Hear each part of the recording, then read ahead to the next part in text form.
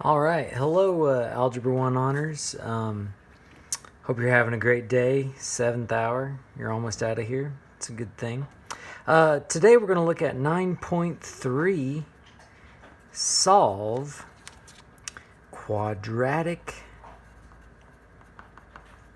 equations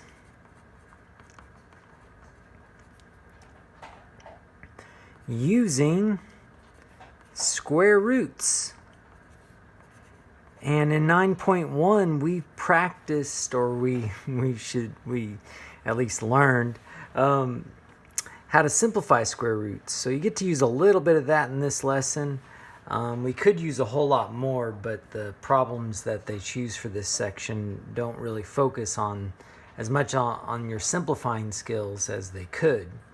But either way, we're going to be using square roots to help us solve quadratic equations.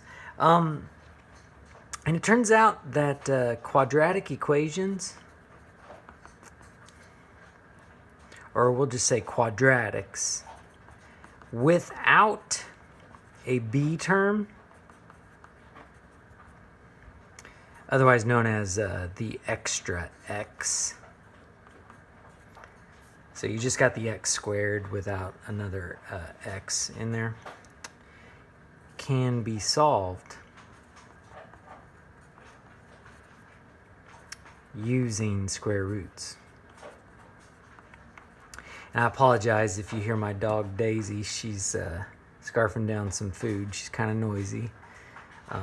So I do apologize if you hear that. Using square roots, sorry. All right, and I would just like to start out with an example and kind of, we'll talk through it, maybe make some notes off to the side on this example as we need to. But an example of this would be we're asked to solve, and we're asked to solve 2x squared minus 32 equals 0. So that is, in fact, a quadratic. Yesterday we learned you could put a y in 0's place, and you could graph it and find out the solutions by where the graph crosses the x-axis, otherwise known as the x-intercepts. But we're going to solve this by using square roots.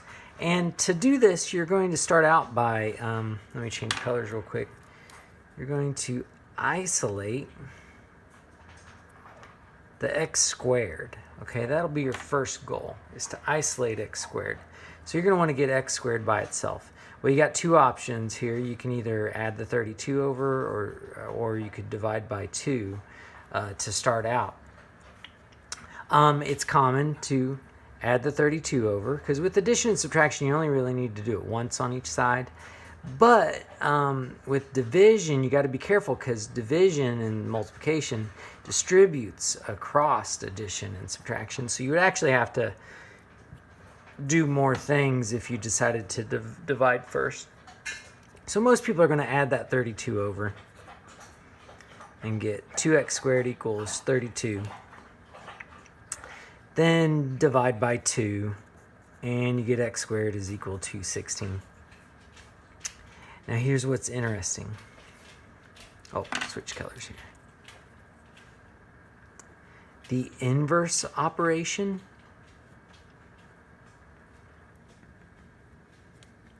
of squaring, which is what's going on here. The inverse operation of squaring is square root. So what we're going to do is we're going to undo that x squared with a square root to get x by itself. But we got to keep our equation balanced, so we got to do it on both sides. And we get, hey, looky there, perfect square, surprise! Most of them are going to be perfect squares on this, which is kind of insulting after they had you learn all those simplification. But anyway, we'll get the simplification later. Square root of 16 is 4. And so we're feeling pretty good about this. It's tempting to box it in, but you know what? Back up a second. Back up a second here. Yeah, 4 will work because, 4 squared is 16. I get it.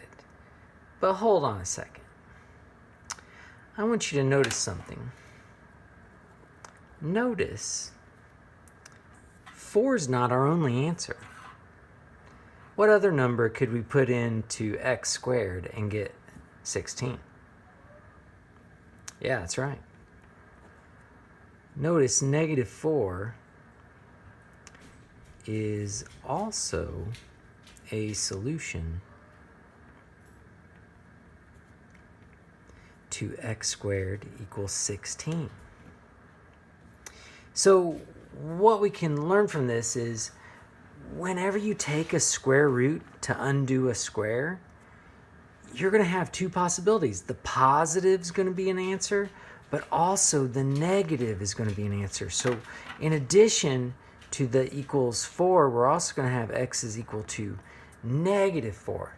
Now, how you'll commonly see this is, and I do this a lot, is whenever somebody takes a square root on both sides, they'll write plus or minus together as a symbol there, plus or minus, and then they'll just say plus or minus 4 is your answer. But I kind of like splitting it up because it is two separate answers, okay? Two separate answers. A lot of times when people just write plus or minus, I don't know that it really registers with them that that is in fact two separate answers.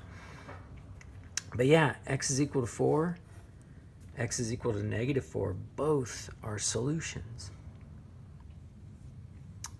Well, let's do a few more.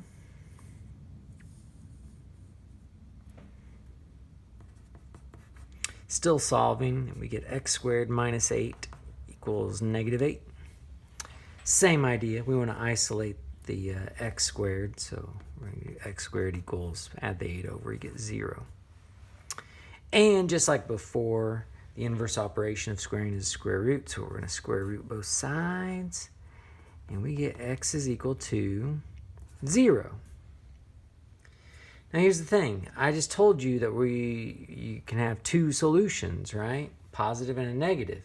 But is 0 either positive or negative on its own? No. So let's write this down.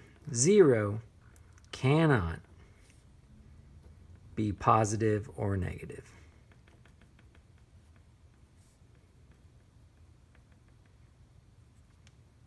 So the plus or minus is not needed. And it's more than not needed. It would be pretty much wrong to do that. There's no such thing as a positive 0 or a negative 0. So if you end up taking the square root of 0, you just get one answer. Let's try another one.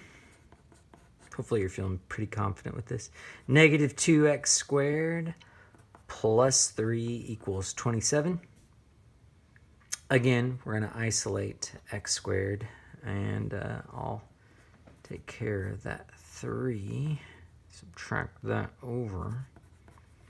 Divide by a negative 2.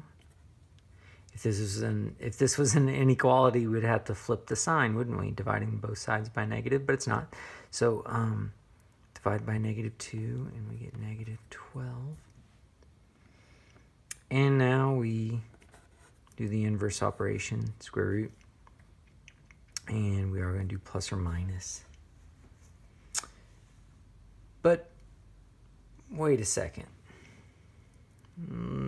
Something is bothering me about this. Before I took that square root, we had x squared is equal to negative 12. But hold up. Can something squared ever be a negative? I don't think so. Oh, by the way, I think my family's here. They may come in. They'll probably be loud. So just a heads up. Change colors. Wait a second. Could x squared ever be a negative? Could x squared ever be a negative? No. So it turns out you're going to learn in Algebra 2 that this is going to be an imaginary solution, and you'll use the letter I to represent imaginary solutions. But for our usage right now, you're going to like look at that, and then you're going to write no real solution. Here they come. No real solution. Like so. Hi, Greta. All right. So as it turns out, if the x squared is equal to a positive number, you'll have 2 solutions. If x squared is equal to 0, you'll have 1 solution. And if x squared is equal to a negative, you have no solution, or no real solution, as a matter of fact. All right, the way this can be mixed up a little bit is you might not have just an x squared, you might have a binomial squared. So take a look at what I'm talking about here. X minus 3 squared is equal to 16. Oh, let me slide this up.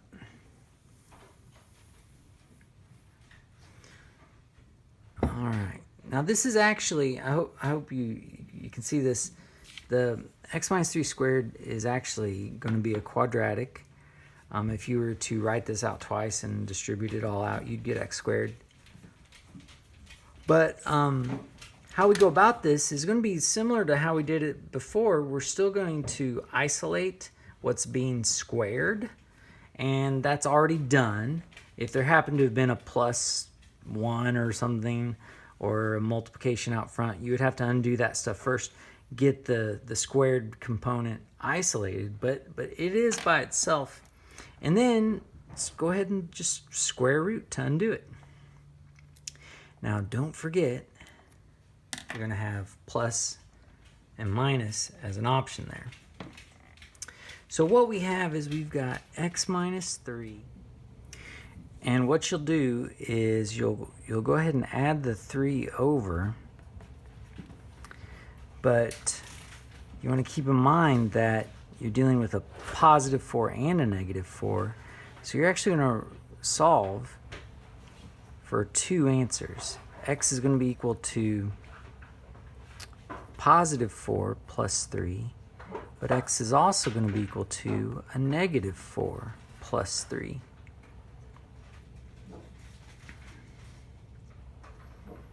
Which will get you answers of 7 and negative 1.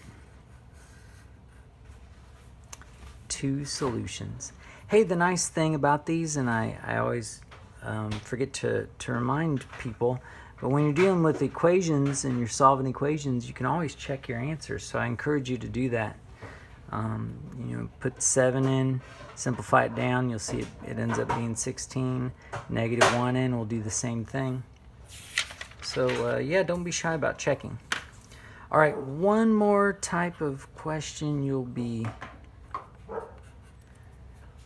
asked about in these is you'll be asked to solve. But oftentimes when you're dealing with square roots, you're not really interested in the simplified radical form that we learned about in section 9.1. They just want you to round your answer to a decimal value. So we got solve, and the instructions say round to nearest hundredth.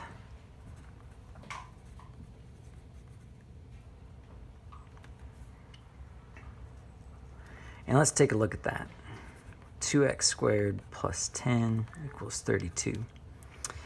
Just like your other problems, isolate the x squared.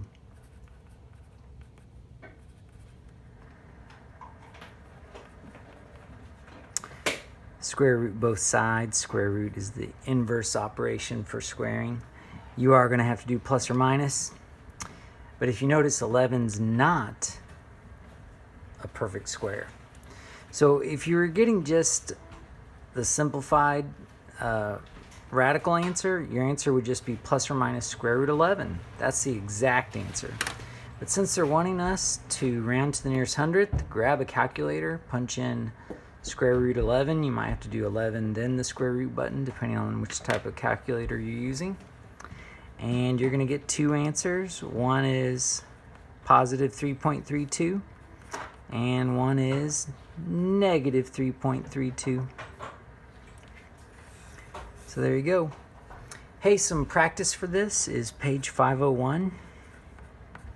Numbers 7 through 29 odd. Thanks so much. Have a productive Thursday. Bye.